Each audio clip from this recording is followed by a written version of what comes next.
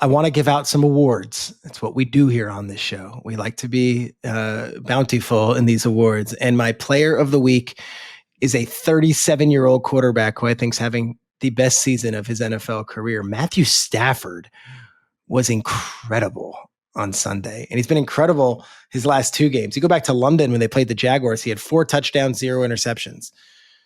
Follows that up after the bye, 4 touchdowns, 0 interceptions. Remember the offseason. Is Stafford coming back? Well, we've got to redo the contract a little bit. We got to make this work. Are the Steelers interested? Are the Giants interested? Do we make a trade? Does Stafford want to come back? There was a meeting of the minds. Stafford and McVay, they are happy and they're going to hold hands and run off into the sunset. And as we get to the offseason, there's questions about his back. He's not practicing at training camp. Is he going to be okay to play week 1? He hasn't played. It's already August 10th. What is going on? He missed the mixed practices with the Cowboys. Are we all in on the Rams if it has to be Jimmy Garoppolo to start the season? It feels like those conversations, which were like yesterday, happened 20 years ago. Stafford dialed in, no look passes, hitting all these different receivers, has a swag to him. The Rams are cooking right now. They play the 49ers on Sunday. And remember, they lost that Thursday night game in a game where I think the Rams really felt like they should have won. Now, that was at home. This one's in San Francisco. That was on a Thursday night. This one in Santa Clara. I'm going to say this, looking at who is on the field for that 49ers defense, which is just being riddled with injury, I think we see a very different game than we did when they played just a few weeks ago on that Thursday night. I think the Rams have a score to settle, and I think Stafford just keeps it rolling. He's the player of the week. From week 9, he might end up being the player of the week from week 10, and he might very well be hoisting his first MVP trophy at NFL Honors later on this season. Now, our sports media winner. This is always, I get more people lobbying for the sports media winner award than anything I do, I think. I hear from everyone saying, hey, did you hear this call? Really good call from the third team on CBS. Did you see this thing that was done on TNT's Big 12 coverage? You might like this for your winner. All right. First of all, we give love to everybody. We've given love to J.J. Watt. He's a CBS guy. We've given love to Pat McAfee. He's an ESPN guy. We've given love to Fox guys. Today's winner is a gentleman named Joe Karp. Joe Karp is the sports media winner of the week. Who is Joe Karp? Joe Karp is the audio guy on the Fox World Series production team. And Joe Karp's the one who curates that playlist. You know what I'm talking about. If you know, you know. And I've got the playlist here. In between innings, it is like the soundtrack to our lives. First of all, we're hanging on every pitch. We're hanging on every out, every swing of a bat. And then they go to commercial, and it's almost like this guy's playing God on the jukebox. He's like, it might as well be Diplo at Burning Man or whatever some music festival in Ibiza is. He's got it all. Okay, so here's the innings.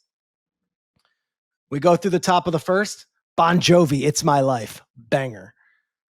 End of the first, Portugal, The Man, Feel It Still. You put that song on your Spotify, you'll know the song. After the top of the first, Disco Lines and Tinashe, No Broke Boys. You know this one? No Broke Boys, dun, dun, dun. Big summer hit. Great, has you out of your seat. Then we start going, the MLB on Fox theme, then Jerry Joseph, Radio Cab, then POD Boom, going back to early 2000s. White Stripes, Seven Nation Army. If I'm being honest, I can do it without it, whatever. It's a little bit on brand, but here's the one I loved. Little bench clearing action in this one. They finish up the 4th inning. Someone, Joe Karp, is on it. Boom. Taylor Swift, Bad Blood, original version. Let's go. He knew it. Keep on ripping through these. Living on a Prayer, Chainsaw City, 12 to 12. We've got Hot Stuff by Kygo version with Donna Summer. You go Led Zeppelin when the levee breaks after in the 7th when they actually got a big hit. And then it's like, I'm feeling myself. I'm going to go to these big spots here and I'm going to drop it. End of the 8th, Foreigner, Feels Like the First Time. Now, we know the Blue Jays had won, but at this point, it felt like for a lot of them, feels like the first time. They were showing Vlad Guerrero going into commercial. Feels like the first time. Like, this guy's amazing. Middle of the 9th, Eminem, Lose Yourself. Then, end of the 9th. This is the one that got me. I mean, this guy, Joe Karp, I don't know who you listened to as a kid, like as like your DJ, Scott and Todd in the morning here in New York, or whoever it was. If you want to go to, whatever it is on Hot 97 and Dr. Dre and Ed Lover and whoever else, this guy knows. End of the ninth, we're going to extra innings. We had Halloween the night before. He goes to Thriller, and this guy's amazing. Joe Carp. I'm like, what an incredible deal this is. Then end of the 10th, the Zombies, time of the season. Are you serious? What a hit. We go middle of the 11th, One Republic, West Coast, obviously the Dodgers. And then we get all the shots and everything. Pete Macheska, one of my favorite people in TV. He is the producer. His first World Series was actually 2004 Cardinals versus Red Sox. He did that ALCS where they were down 3-0. His last World Series, he's retiring from baseball. He'll still begin to be doing the Olsen Joe Davis games, the second team on Fox. But his last World Series and his last World Series game was that Game 7 that was absolutely amazing between the Blue Jays and the Dodgers. And the music, and we're giving out awards to the audio guy on a baseball crew. That's how good this podcast is. Joe Carp, we see you. Real quick, a preview of this weekend's games. I think there is a colossal matchup that loses a little steam on Monday night. Packers versus Eagles. That Packers loss can be looked at in two different ways. It could be looked at as the classic trap game, weird head scratcher, strange uniforms, 1:00 start at home, wind, weather, all that. What the heck was that from the Packers after a huge win on Sunday night against the Steelers? Or you could look at it as there's real problems for this team. We're going to speak to the head coach of the Carolina Panthers in a second, but I don't know what to make of the Packers when we all crown them as the Super Bowl favorites, but they lose at home to a Panthers team that threw for about 100 yards. So you got them, and then you got the Eagles, and the Eagles are coming off a bye. And the last two times we've seen the Eagles, they've absolutely looked awesome. The game that we saw against the Giants, you can make all the comments you want about the officiating and the tush push. They kicked their ass.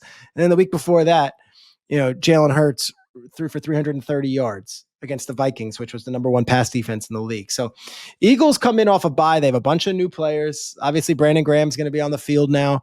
And then you got Jalen Phillips, who played with Vic Fangio in Miami for Phillips's big double-digit sack season. And I like Phillips. I liked Phillips at UCLA. I liked Phillips at Miami, and I like him on the Dolphins.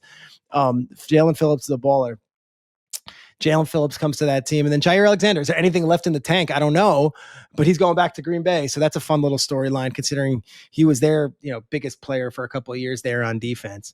You got that game, and then you got that Rams-Niners game, which I find captivating. I really do. I think the Rams can blow them out here. I think they can blow them out here, and then suddenly we're having a real discussion about the Rams and whether this is the team to beat. So 4 NFC teams that are all in the mix right now to have that 1 seed: the Niners, the Rams, the Packers, the Eagles. It's a little mini playoff, a little mini tournament, and I can't wait to see it. The coach that we're going to be having on shortly, Canales, I think his Panthers have a nice little path here. They've got 3 games up ahead that they can win, and they suddenly can beef up their record and be in position to challenge the Buccaneers in the NFC South, and at the very least, compete for a wild card.